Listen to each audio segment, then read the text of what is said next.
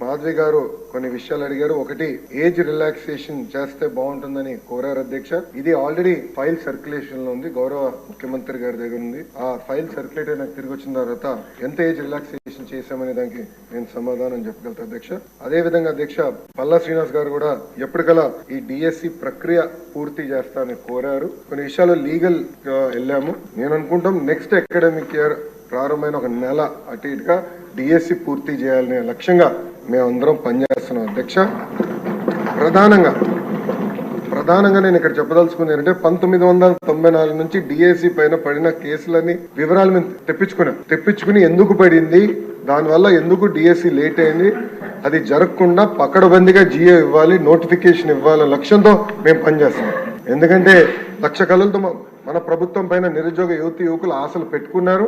ఆశలు వృధా చేయకూడదు.